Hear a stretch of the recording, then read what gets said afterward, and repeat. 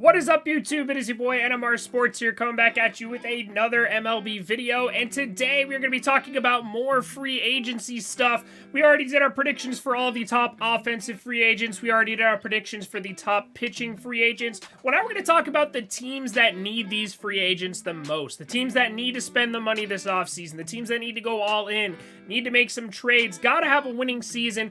A lot of these teams have disappointed their fans for a very long time, and a lot of these teams just have no excuse to not buy in this offseason.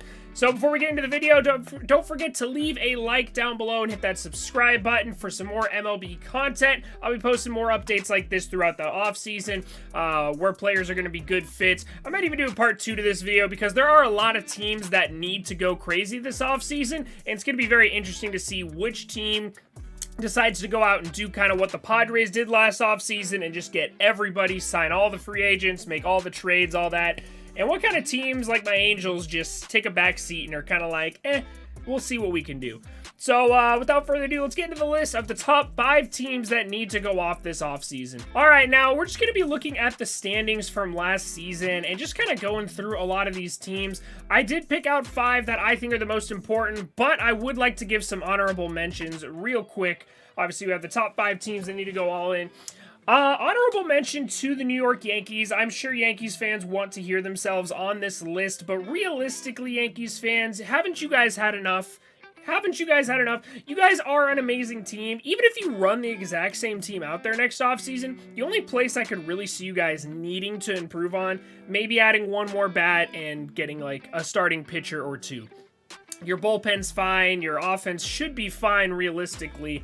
I don't know. The Yankees have a lot less problems than the teams we're going to be talking about today. The Chicago White Sox would like to have a pretty good offseason, but they don't really need one. I still think they are easily the best team in the AL Central. The Astros may have lost 3 World Series in a row, but at the end of the day, I don't think that they need to go crazy this offseason. I think they're still a very good team. Same with the Oakland A's. They've been very good the last few years, and I don't think they have enough of a core to go back. A few more honorable mentions real quick before we get into this. The St. Louis Cardinals should go crazy this offseason, but they are not on my list today.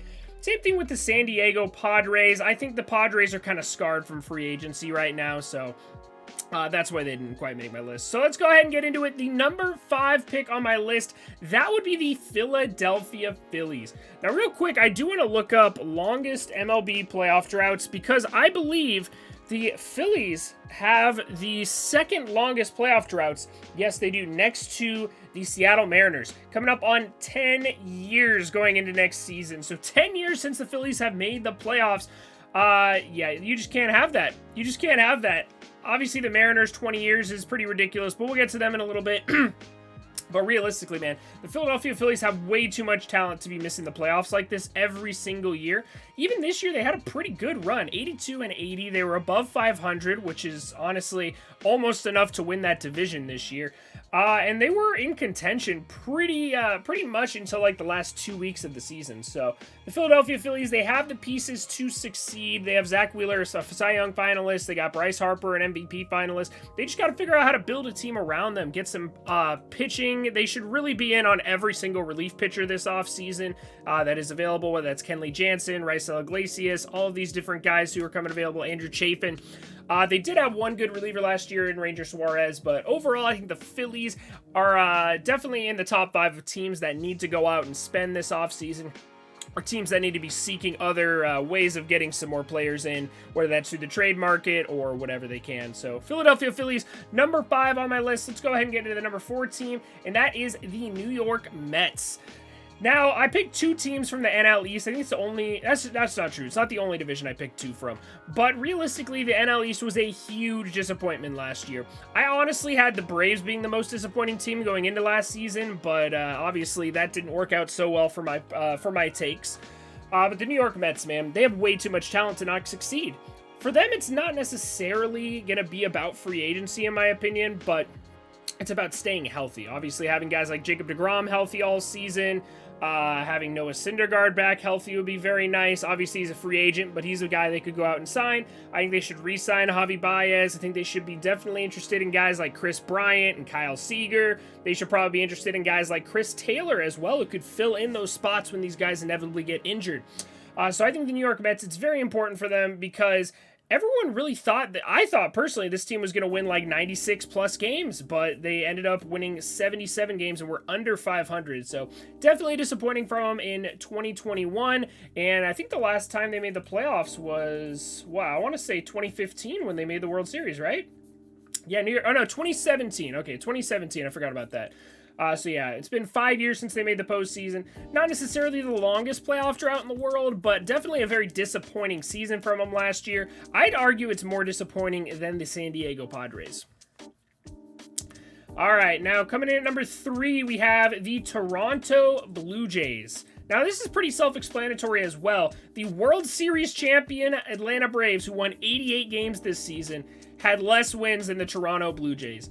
The Toronto Blue Jays have 2 players in the top 3 for the MVP. Unfortunately, neither of them is going to win it, but we can have a discussion about that later.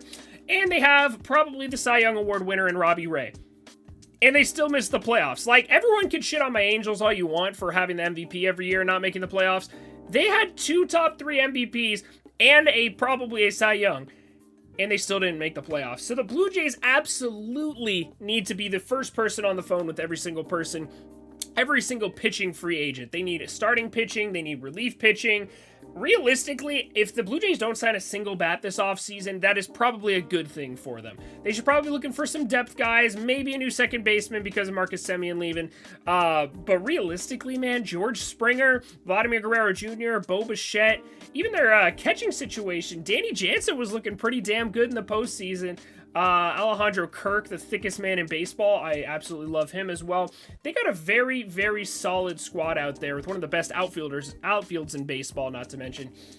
So, Toronto Blue Jays, they really, really need to find themselves back in the postseason this next year, and I really think they will. If I'm being honest, I think every single team on my top 5 list here is going to make the playoffs, but the Toronto Blue Jays should definitely be in on pitching this offseason, not so much offense, but their fans deserve better, man. 91 wins and they don't make the postseason. That's a big bummer, bro. More wins than the World Series champion and they didn't make the postseason. Absolute bummer, but they got to go back. They got to do better this offseason. Let's just say that. Coming in at number 2, you knew they were going to be on this list, and you're probably surprised they're not number 1. That is my very own Anaheim Angels, Los Angeles Angels of Anaheim, whatever you want to call them.